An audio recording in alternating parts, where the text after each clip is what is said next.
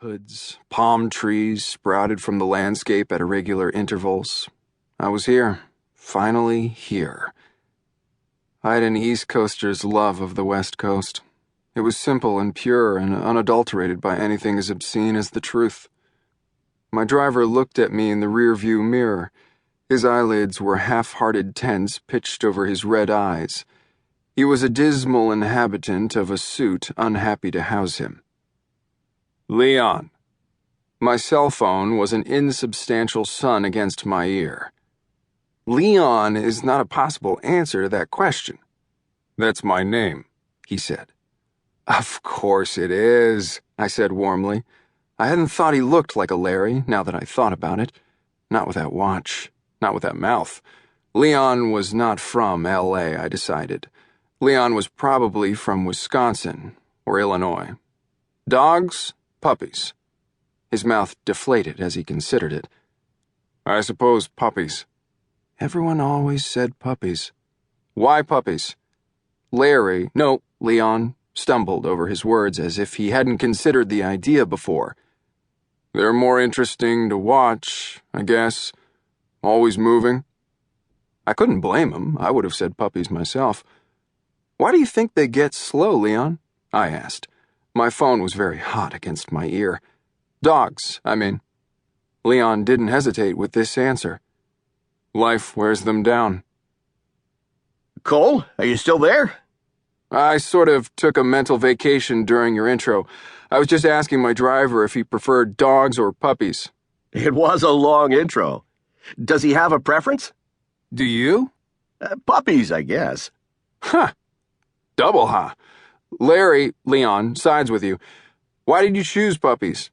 I suppose they're cuter. I held the phone away from my mouth. Martin from F Natural Live chose puppies too. Cuter.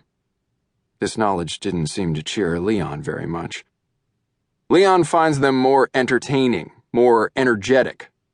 That's exhausting, though, isn't it? I guess if it's someone else's puppy, then you can watch it and the mess is someone else's problem. Do you have a dog? I was a dog. Back in Minnesota, I both tenanted and belonged to a pack of temperature-sensitive werewolves. Some days, that fact seemed more important than others. It was one of those secrets that meant more to other people. No. 4 no's. This is an exclusive for our show, guys. Cole St. Clair definitely doesn't have a dog.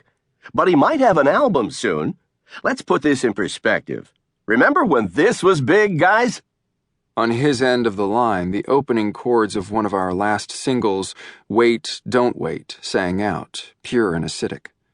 It had been played so often that it had lost every bit of its original emotional resonance for me. It was a song about me, written by someone else. It was a great song by someone else, though. Whoever came up with that bass riff knew what he was doing. You can talk, I told Leon. I'm sort of on hold. They're playing one of my songs. I didn't say anything, Leon replied. Of course he hadn't. He was suffering in silence, our man Leon behind the wheel of this fancy L.A. limo. I thought you were telling me why you were driving this car. It poured out of him, his life story. It began in Cincinnati, too young to drive, and ended here in a hired Cadillac, too old to do anything else. It lasted 30 seconds. Do you have a dog? I asked him. It died. Of course it had died. Behind us, someone honked. A black car or a white car, and almost certainly a Mercedes or an Audi.